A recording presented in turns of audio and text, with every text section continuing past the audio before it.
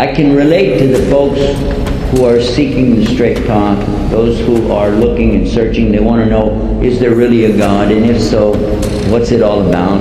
They want to know what this life is about. What is my purpose? How did I get here? What is expected of me? Is there a life after this? And if so, what would be the proof? These are some of the questions that should come in the mind of anybody who's seeking truth. I can relate to that, because I was in that same condition 16, 17 years ago. Although I was a Christian businessman and preacher, at the same time, there were things that I knew that made me doubt. Usually doubt comes from things you don't know. You don't know something, you doubt it. It's like a vacuum. But in the case where you know something, but it makes you doubt, this is different. And the more I learned and studied about the texts, the manuscripts, the scrolls of the Hebrew, the Koine Greek, the Latin, some of the early English translations of the Bible, the more I had doubt. Although in the beginning my faith was very strong, because nobody ever told me that there were these difficulties or problems in the book. At one point I met a man from Egypt, and I was trying to convert him to Christianity. One of the statements he said to me is that Islam is having a proof for what it believes. What is being preached and taught in Islam, there is evidence that is testable scientific evidence that cannot be disputed. Whereas in other religions they're faith-based, and they say, well, this is a statement and now believe it. Why? Because we told you to. Why do you believe it? Well, just because. And I recall giving a lecture in one of the universities in New York,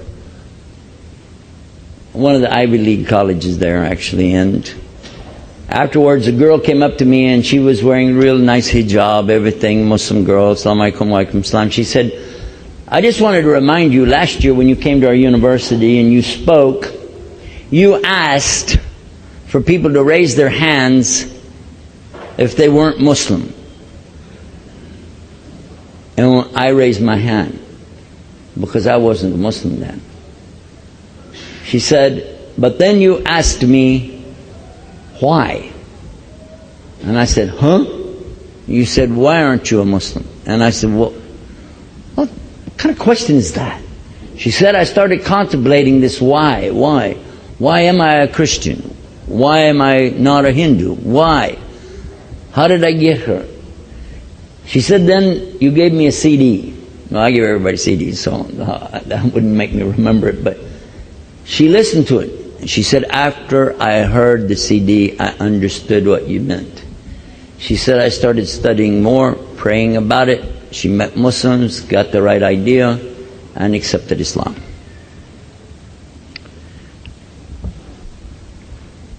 One of the problems that we have, even amongst Muslims, is we don't really understand what it is we're saying when we use these terms. The word Islam is not English. Now you're going to go, oh, well, duh, yeah, I know that. But wait a minute. That means you're using a word that you don't, if you don't know Arabic, then you don't know what the word means. The word Muslim is not English. And you're assuming you know what it means. The word Quran is not English. And you're assuming you know what it means. But if you knew the depth of it, I think you'd have a different respect, at least for the words.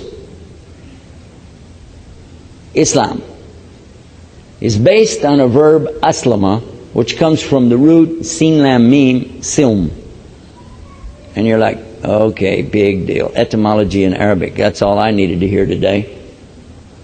But from that word, we find that this word Islam contains 5 English words, and they're all present at exactly the same time. That's why we don't have a word for it. You can't substitute this.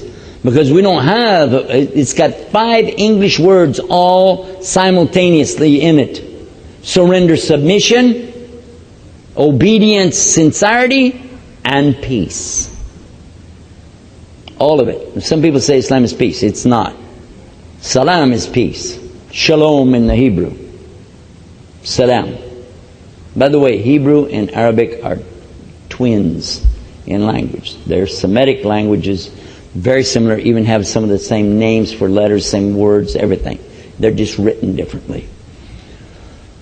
Like Hindi and Urdu, if you know those, they're very similar, but they just don't look alike. But when a person surrenders, that means you give up. Totally surrender. But when you submit, that's a different word. Submit means you're going to basically turn over everything, give up, and agree to some terms. The other word, obey, means you're going to follow the agreement that you just made in the submission. Sincerity, you're going to do it whether anybody cares or not. You're going to do it because you said you would do it. You're not worried about did anybody see me do it. You're just doing it. That's it. I'm going to do it. I said I'm going to do it. I'm going to do it. That's it. And then finally, the peace that you get, because no matter what happens, no matter the outcome, you're saying, that's okay with me. Good, bad, or indifferent, this is fine. It's from God, I accept it. The statement that we find in the Lord's Prayer, twice in the Gospels, very well describes this attitude. God's will be done on earth as it is in heaven. If you believe there's a God and you want His will to be done, He makes the choices for you. His will. You give up your free choice to His will, then you have basically said Islam. If you want to be in peace with your Lord, you have said Islam. And Muslim is nothing more than the Arabic showing you who's performing the verb. Islam is just like in English, Islam-er. Submit-er. Obey-er. Person in peace. But it's nice because Arabic provides you this lovely way to say each of the verbs. Islam. Muslim. Can you say Muslim? No, you're going to have to do better than that. I have a microphone and you don't. Muslim. Muslim. A little bit louder. Muslim. Muslim. Muslim. Muslim. You want to be a what? Muslim. That was easy. Shahada la ilaha illallah. I'll give her a big shout. I'll get out of here. Anybody who believes there's God and wants to do what God wants him to do. Well, duh, what religion doesn't teach that? Well, there's a difference. Because Islam is insistent on 2 important subjects. One is broken down into 5 parts, the other one's broken down into 6 parts. Because, only based on what I said so far, anybody can be a Muslim as long as they're not an atheist. Up to this point, anybody not atheist would be a Muslim if I didn't go any further and define it. Believe in God? Yeah. Want to do what He wants you to do? Yep. You're a Muslim. Oh, takbir Allahu Akbar, takbir Allahu Akbar. You know what? No, wait a minute. You got 5 and 6. Let's take care of 5 and 6 and then we got it. Which one you want first, the 5 or the 6? Okay, I'm going to give you the 6. By the way, I was going to do that anyway. The 6 are the beliefs in Islam, because you're not really accepted it by Allah until you believe correctly about Him. First is the belief in Allah. What is there to believe about Allah? So, okay, we're driving down the street one day, we're out in the country just going along. Here we're going, oh, there's a guy needs a ride. Hey, man, jump in. Hey, when he gets in the car, let's give him dawah, let's really, we're going to talk to him about Islam, talk about Muslim. Yeah, it's a good idea. He gets in the car. Oh, how's it going? Yeah. You play basketball? Yeah. Oh, yeah. You like TV? Yeah, you're going along. Oh, by the way, you believe in God? Yeah. You do? Yeah. You believe He's 1 or 3? 1. Wow. Do you want to do what God wants you to do? Yeah. Oh, he's a Muslim. Wow. Wait a minute. Well, You can't worship anything but Him. No, that's right. Only Him. Yes. Yes, God. Yeah. I'm sure he's a Muslim. Gotta be. He said all the right things. Yeah. All of a sudden he said, stop the car. You go, huh? Stop the car. I got to get out. Out of here? Out in the middle of nowhere? What are you going to do? Jumps out of the car. Runs right out in the middle of the forest out here. Biggest tree out there. Here's him going up to this tree, hugging this tree, and you're like, oh, excuse me, what's up with that? I mean, you know, what were you doing? He said, worshiping God. That's how you worship God, hugging a tree? He said, that's not a tree, that was God. We forgot to define something here. So let's define it and make sure you understand when we're talking about God. Allah subhanahu wa ta'ala, God Almighty, is not anything like the creation. He's not a tree, He's not a rock, He's not a stick, He's not a stone, He's not a bone. He is not something you can see, He's not something you can hear. If you can hear it, see it, smell it, taste it, feel it, touch it, or imagine it, it ain't God. Because He is unlike. What is He? Unlike anything that you can imagine. He is greater than the sum and total of everything. And you can't imagine the universe, but He is even greater and more than that. So He is, in Arabic language, Akbar, which is the greatest there is. Greater, greatest. Allah is Akbar. Allahu Akbar. Say it again. But do you really love the Lord? Now, I could have said that a lot of ways. Huh? Somebody come up to you, but do you love the Lord? Oh, get away from me. Do you know Jesus? Have you heard that? It's like, oh, please. I got a headache. But what? Wait a minute though. Muslims love Jesus. Peace be upon Him. So much so we say peace be upon Him every time we say His name. Peace be upon Him. Alayhi salam. In Arabic it's actually easier to say and it has more meaning. Alayhi salam. It's peace, it's blessings, it's everything, all one little alayhi salam. Alayhi salam. Alayhi wassalat wassalam. Huh? It's nice. This is what we say for Jesus. Alayhi salam. Is Jesus a miracle birth? Absolutely. Is Jesus with Allah? Yes. Is He coming back in the last day? Yes. Is He going to kill the Dajjal, the Antichrist? Yes, He is. Nobody on this earth believes in all of this except Christians and Muslims. Nobody on earth believes what I just told you except Christians and Muslims. We believe in the miracle birth.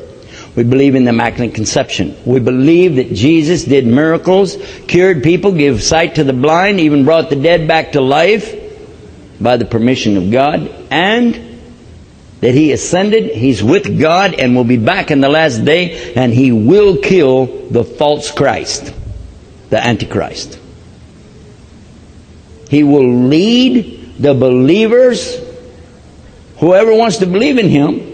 Could be any religion today, but when He comes, if they believe in Him and follow Him, they're going to be true believers. He's going to lead them in victory. And then there's going to be beautiful peace on this earth for a while. That's the belief of the Muslims. Any Muslim here doesn't believe what I just said? Or you're too intimidated to move. I don't want to say nothing, guys from Texas. Did you understand that? Did you see what happened? We believe that. I can ask this same question in a large congregation in the church and find some will say, well, I don't believe all of that. I think, that's pretty much, blah, blah, blah. I've seen it. I even know one preacher, I'm not going to tell you what religion he is, but it's Christian, but I'm not going to say which denomination. I asked him one time, what does your church believe? He said, in our creed, in our belief, we believe this, we believe. The church believes this, the church believes that, and we believe. I said, wait a minute, what's the difference between the church and we? What was that all about? He said, well, those 2 points, I don't actually believe that. I said, wait a minute, you're the preacher here. You have to believe it. He said, no, not really. I said, but you teach it. He said, yeah, that's what the church tells us to teach. I know I don't want to be in that religion. In Islam, it's not optional. You have to believe these 6 things. The first one is to believe in Allah as He describes Himself, not as you want to believe in Him. You can't just say, well, I think God is like a great big apple, you know.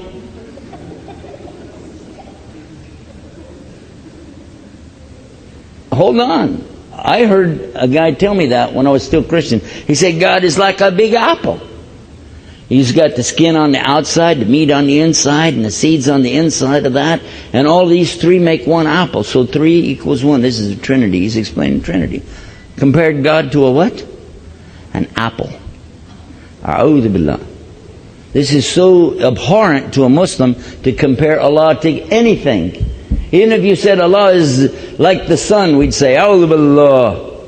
And sun is bigger than an apple. It doesn't work. So study about this subject. Let me tell you where to get the details on this, because I'm going to run out of time. In fact, I already did. But I want you to go to a website that we have that will help you understand. 2 words. God, Allah. GODALLAH.com. Good name, huh? You're not going to forget that, right? GodAllah.com. Go and find out what we believe about God. Now real quick, let me go through the other 5 of the 6 beliefs. To be a Muslim, you have to believe in the angels. And angels are perfect, they never falter. They never fail in their mission. When Allah sends them to do anything, they do it because they have 0 choice in the matter. They will do what they're commanded to do. Angels are perfect, they're made of light, they never disobey Allah. Then there's another thing that Muslims believe in, called jinn. The jinn were created before the humans. From what? Smokeless fire. And you can't see them any more than you can see angels. But they exist. Some people call them demons. Some people call them spirits. Some call them ghosts. Some call them, UFOs. Whatever.